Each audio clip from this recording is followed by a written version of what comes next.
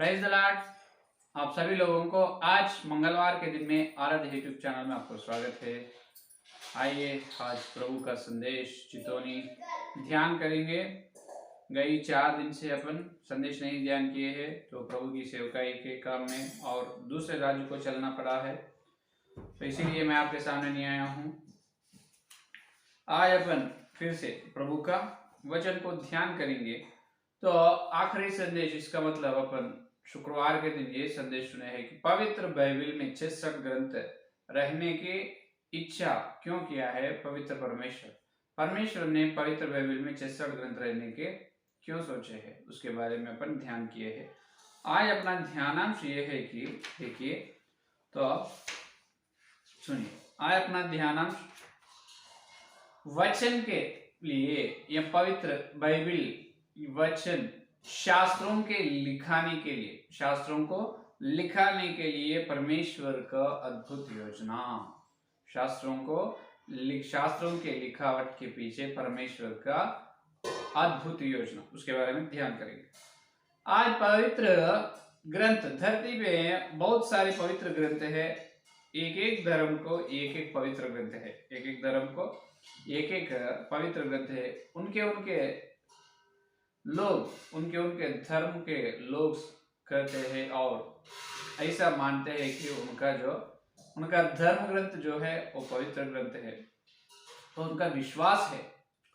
तो ये कुछ भी गलत नहीं और पाप नहीं, वैसा सोचना भी कुछ झूठा नहीं, ये सच है। जिसके धर्म में है, जो हिंदू धर्म में है, इस्लामिक धर्म में है, ईसाई धर्म में है, जैन धर्म में, और उनके ग्रंथ जो है उनके लिए प्रामाणिक कहा जाता है, तो मानक ग्रंथ कहा जाता है, अच्छा है। लेकिन सुनिए, पवित्र बाइबल जो है, पवित्र बाइबल के बराबर पृथ्वी में और कौन सा भी ग्रंथ नहीं है। ये देखिए, ये है असली गवाही। पवित्र बाइबल जो है, पवित्र बाइबल के आज पृथ्वी में पवित्र बाइबल जो धर्म ग्रंथ है, पवित्र बाइबल के बराबर और किसी धर्म ग्रंथ पवित्र बाइबल से बराबर नहीं हो सकता है। क्यों ऐसा मैं कहने से दूसरे धर्म के लोग गुस्से में नहीं होना, क्योंकि मैं आपके ग्रंथ को कम नहीं कर रहा हूं, मैं आपके धर्म ग्रंथ को कम नहीं बता रहा हूं। क्यों ऐसा इसीलिए बता रहा है कि आपके ग्रंथ से लेकर पवित्र बाइबल में दो बातें बढ़ के है। पवित्र बाइबल में 2 बातें बढ़ के है। क्या बात है, उसके बारे में आज अपन ध्यान करेंगे। इसीलिए शास्त्रों या पवित्र बाइबल के लिखावट के पीछे परमेश्वर का अद्भुत योजना क्या है, वो अपन देख रहे। सुनिए, पवित्र बाइबल इस पृथ्वी में लिखने से पहले ही जो मेसोपोटामिया संस्कृति के लोग लिखा है गिलगमेश पुराण। क्या लिखा है? गिलगमेश पुराण जो लिखा है मेसोपोटामिया संस्कृति, मेसोपोटामिया के लोग, वो पवित्र बाइबल से पहले लिखा गया है गिलगमेश पुराण। उसी प्रकार अपने हिंदुस्तान में, यही भारत देश में पवित्र बाइबल से पहले ऋग्वेद लिखा गया है। क्या पुस्तक लिखा है? ऋग्वेद का पुस्तक लिखा गया है। तो गिलगमेश पुराण होने दो या ऋग्वेद का पुस्तक होने दो, पवित्र बाइबल से पहले लिखा गया है और कुछ ग्रंथ भी लिखा गया है। लेकिन पवित्र बाइबल के विशेषता क्या है? सिर्फ 2 विषय है, वो क्या है ध्यान करेंगे। सुनिए, तो पवित्र बाइबल के बारे में अपन सोचने से पवित्र बाइबल का इकट्ठा, पवित्र बाइबल का लिखावट, पवित्र बाइबल के पीछे परमेश्वर बहुत चमत्कार काम किया है, बहुत अद्भुत काम किया है। क्या है मालूम? पवित्र बाइबल आने से पहले पवित्र आत्मा ने उनके भविष्यवक्ताओं के द्वारा पवित्र बाइबल लिखाने से पहले एक प्रत्येक जाति को चुन लिया है। क्या चुन लिया? एक विशेष जाति को चुन लिया है। कैसे? अभी सुनिए, यीशु मसीह का क्रूस यज्ञ होने से पहले, यीशु मसीह का जन्म से 4000 साल पहले, यीशु मसीह का जन्म से 4000 साल पहले, इसका मतलब आज 2004 पूरा 6000 साल पहले परमेश्वर ने एदेन वाटिका में क्या किया है? परमेश्वर ने यही पृथ्वी में पहले ये निवास योग्य, ये रहने के लिए अच्छा नहीं था। क्या? ये पृथ्वी पहले रहने के लिए अच्छा ठीक नहीं था बाद में, क्योंकि इस पृथ्वी वेदी बनाकर बहुत लाखों साल हो चुका है। इस वेद सिर्फ पृथ्वी को, इस पंचभूत को परमेश्वर बनाकर लाखों साल हो चुका है। लेकिन 6,000 साल पहले आदम का निर्माण इस पृथ्वी में करने से पहले ये पृथ्वी ठीक नहीं था, ठीक रीति से नहीं था। तो परमेश्वर ने इस पृथ्वी को, क्यों नहीं था, जल प्रलय आए हैं, जल प्रलय से इस पृथ्वी का निर्माण, जल प्रलय से इस पृथ्वी पर निवास, डेरा करने की स्थिति नहीं था। जल प्रलय के कारण पूरा पृथ्वी पर कैसे हो गए, बेडोल हो गए। तो देखिए अभी बाद में परमेश्वर ने इस पृथ्वी को ठीक बनाकर पहला मनुष्य आदम को एदेन वाटिका में परमेश्वर ने बनाया है, और उनके लिए सहायक को, हव्वा को भी बनाया। आदम और हव्वा ने लगभग 100 साल परमेश्वर की महिमा में जीवित थे, और उसके बाद जो परमेश्वर की आज्ञा को ना मानने से, परमेश्वर की आज्ञा के विरोध चलने से पाप का नियम आ गए, पाप नियम प्रवेश हो गए मानव जाति में। ये पाप नियम के द्वारा पूरे मानव जाति के लोग नरक में चलने वाले हैं। तो परमेश्वर जब एदेन वाटिका में फल खाने के बाद आदम और हव्वा से ये कहा है कि ये पूरे मनुष्यों के अंदर पाप नियम रहेगा, और उस पाप व्यवस्था के कारण पूरे मनुष्य नरक में जाएंगे। उसके पाप नियम के द्वारा बीमारी आएंगे, मृत्यु आएगी, उसके बाद नरक मिलेंगे। तो इसलिए क्या करना है, हमें मनुष्यों को, इस मानव जाति को बचाना है। इसलिए परमेश्वर पहले एदेन वाटिका में बताया है, मैं एक उद्धारकर्ता को इस पृथ्वी पर आने दूंगा, मैं एक उद्धारकर्ता को इस पृथ्वी पर भेज दूंगा। भेजने से, उद्धारकर्ता को मैं भेजने से वो उद्धारकर्ता तुमको नरक से बचाकर स्वर्ग में लाएंगे। यही उत्पत्ति में 3 अध्याय 15 वचन में ये भावगर्भित वचन को परमेश्वर ने बताया। अब इसके बारे में संदेश भी अपन सुने हैं ब्रह्मांड के इतिहास में। देखिए उत्पत्ति 3 अध्याय 15 वचन में क्या बताया, देखिए, और मैं तेरे और इस स्त्री के बीच में और तेरे वंश और इसके वंश के बीच में मैं बैर उत्पन्न करूंगा, वह तेरे सिर को कुचल डालेगा और तो उसकी एड़ी को ढसेगा। हालेलुया। मैं तेरे संतान और स्त्री संतान, मैं तेरे और स्त्री के बीच में, तेरे वंश और इसके वंश के बीच में बैर रखूंगा। स्त्री संतान का मतलब कौन है, मरियम का पुत्र। तो परमेश्वर पहले ही योजना किया है इस पृथ्वी में एक स्त्री को चुनकर उस स्त्री के द्वारा उद्धारकर्ता को धरती में भेजना है। यह है परमेश्वर की योजना। तो और परमेश्वर इसीलिए ऐसा काम किया है कि परमेश्वर सर्वव्यापी है, सारे जगह पर रहने वाला है। लेकिन एक विशेष जगह को चुनकर, प्रत्येक जगह, प्रत्येक स्थान को चुनकर वहां पर एक स्वरूप, एक मूर्ति को अपन खड़ा करके, एक मूर्ति को पवित्र करके उसको आराधना या पूजा करना मूर्ति की पूजा है, मूर्ति की आराधना करना है। हाँ है या नहीं, एक जगह पर एक मूर्ति को बनाए हैं, वहां पर अपन पूजा कर रहे समझो। इसका मतलब क्या है, और कहां पर भी परमेश्वर नहीं रहेगा, सिर्फ उस मूर्ति जो जगह में है वहां पर भी परमेश्वर रहेगा और वो मूर्ति ही परमेश्वर है। ऐसा करना क्या है, विग्रह की पूजा या मूर्ति की पूजा करने। तो ये मूर्ति की पूजा करना बिल्कुल पाप है, बहुत बड़े पाप है। पवित्र बाइबल में परमेश्वर ने पहले से ही बताया। तो परमेश्वर ऐसा चुन लिया है कि मूर्ति की पूजा करने वाले स्त्री को मैं चुनकर उनके द्वारा उद्धारकर्ता को कैसे भेजना मैं, है या नहीं। मूर्ति की पूजा करने वाला जब धरती में लाखों नहीं करोड़ों लोग हैं, क्योंकि देखिए, तो परमेश्वर ऐसा सोचा है कि जो मूर्ति की पूजा न करने का वंश एक रहना है। क्या है, मूर्ति की पूजा नहीं करना है, सच परमेश्वर, जो सच परमेश्वर को तो मूर्ति की पूजा करने वालों से, उनके परिवार से उद्धार करता आना बैर है। मूर्ति की पूजा करना बहुत बड़े पाप है, वो परमेश्वर के विरोध है, वो बहुत बड़े बैर करते हैं परमेश्वर उसको। तो इसलिए परमेश्वर क्या किया है, ये प्रत्येक जाति, मानव जाति में से प्रत्येक जाति को परमेश्वर ने निर्माण करे है, अलग करे है। ये कब करे है, ये बाबेल मीनार के पास परमेश्वर ने करे हैं। देखिए, तो परमेश्वर को ऐसा मौका मिला है कि बाबेल मीनार के पास लोग निम्रुद की पूजा, ये शैतान की पूजा कर रहे हैं। निम्रुद ने वहां पर एक झूठ धर्म को स्थापना की, तो झूठ धर्म को लोग पूरा अनुसरण कर रहे हैं और शैतान और निम्रुद को आराधना कर रहे हैं। तब परमेश्वर ने क्या करे है, जब तक बाबेल मीनार तक लोगों को भाषा एक ही था, तो एक ही भाषा बात करने वाला था, तो परमेश्वर ने वहां पर आकर क्या करे है, लोगों के भाषा को अलग अलग कर दिए है।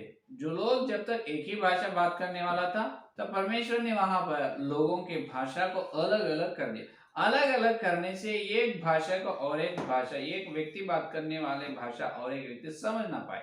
तो ऐसा करने से परमेश्वर को लाभ क्या है? ये लाभ है कि वहां से ही परमेश्वर कुछ लोगों को चुन लिया है।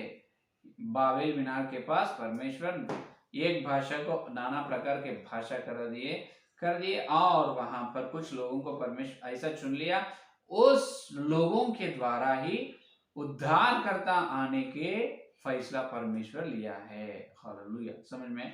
तो लोग कौन है? वो लोग ये लोग है कि देखिए उत्पत्ति में, देखिए उत्पत्ति 10वां अध्याय, उत्पत्ति 10वां अध्याय 26 वचन देखिए। उत्पत्ति 10 और 26 वचन में देखिए, 10 और 26 वचन देखिए। 26 वचन में 25 और 26 और एबेर के दो पुत्र उत्पन्न हुए, सॉरी 21 वचन देखिए, 21 वचन। फिर शेम जो सब इब्री वंशियों का मूल पुरुष हुआ, उत्पत्ति 10 और 21। फिर शेम जो सब इब्री वंशियों का मूल पुरुष हुआ और जो येपेत का ज्येष्ठ भाई था, उसके भी पुत्र उत्पन्न हुआ। शेम का पुत्र एलाम, अशूर, अर्पक्षद, लूद और आराम हुए। आराम के पुत्र उस, हुल, गेतेर और मश हुए। और अर्पक्षद ने शेला को और शेला ने एबेर को जन्म दिया। हालेलुया।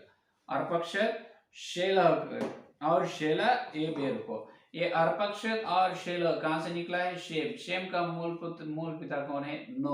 नो से नो की वंशावली है, ये नो की वंशावली है। इसका मतलब क्या है? पहला विषय देखिए, नो के द्वारा कौन निकला है? नो के द्वारा शेम के द्वारा एबेर। ये एबेर कौन है?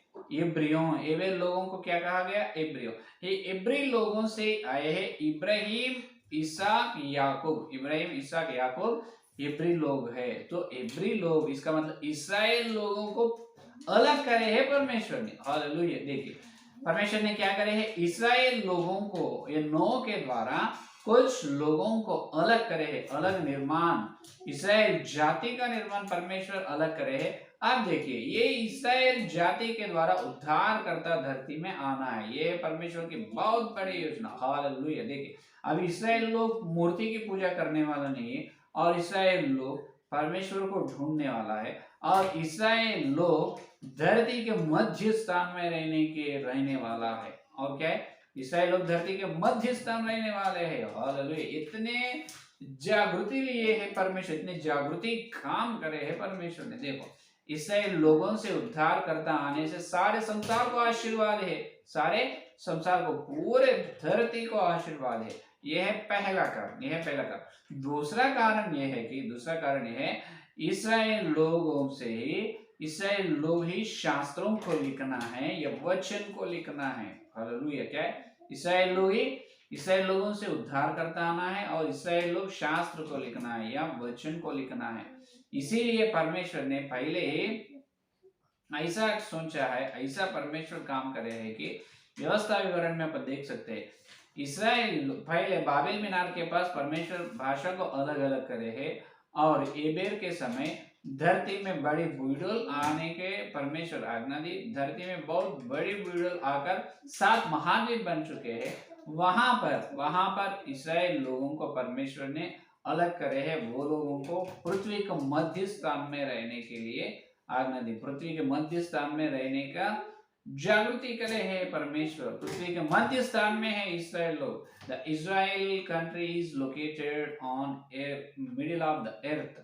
Israel country located on middle of the earth. आज पृथ्वी के मध्य स्थान में इस्राएल देश है। इज़राइल लोग भी मध्य स्थान में है।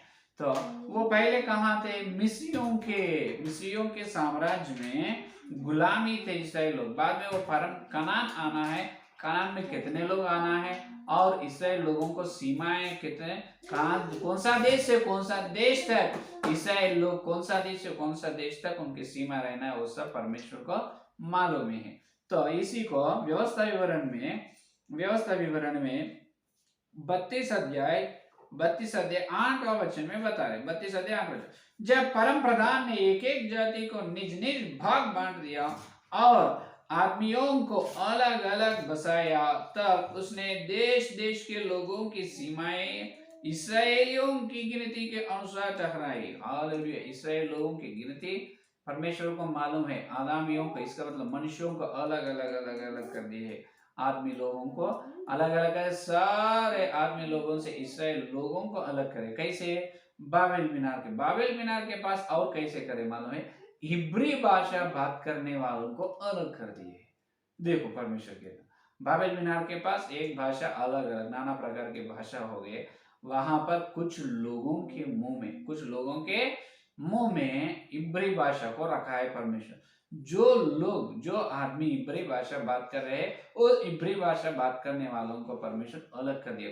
वो उस प्रकार पूरा इसराइल लोगों को एक बड़ा वंश को बना दिया और इसराइल लोगों को एक देश बना दिया है। उनकी सीमाएं कहां से कहां तक रहना है वो पहले ही परमेश्वर चुन लिया है, पहले ही फैसला कर दिया है, पहले ही परमेश्वर की योजना में है। इसराइल लोग पृथ्वी के मध्य स्थान में रहना है और इसराइल लोग इब्री भाषा बात करना है और इसराइल लोगों से उद्धार करता आना है। इसराइल लोग यहाँ यहूदी गोत्र से, यहूदा की गोत्र से उद्धार करता निकलना और यहूदी लोग ही शास्त्रों को, वचन को लिखना है। यह परमेश्वर की योजना। देखो यहूदी लोगों को कितने महानता परमेश्वर दी है। क्या उतना महानता क्या है? इब्री भाषा बात करना क्यों? दूसरी भाषा में परमेश्वर लिखा सकते हैं ना पवित्र बाइबल को। और यहूदा लोगों को क्यों चुन लिया है? यहूदा लोगों को इसीलिए चुन लिया है कि यहूदा लोग मूर्ति की पूजा करने वाला नहीं है और परमेश्वर न वहां बाबेल मीनार के पास ही बहुत बड़े जागृति से ऐसा काम किया है कि मूर्ति की पूजा करने वाला नहीं, पवित्र परमेश्वर को ढूंढने वाला, सच परमेश्वर को ढूंढने वाला जाति होना है। तो इस्राएल लोग है, यहूदा के लोग है। इसीलिए यहूदा गोत्र को चुन लिए और यहूदा गोत्र से ही उद्धार करता है। और यहूदा के लोग जो इब्री भाषा बात करना है, उन्होंने शास्त्रों को इब्री भाषा में लिखना है। इसीलिए रोमियो की पत्री 30 अध्याय 1 वचन में पौलुस ने इस प्रकार बता रहे हैं। रोमियो की पत्री 30 अध्याय 1 वचन देखिए। 1 वचन देखो,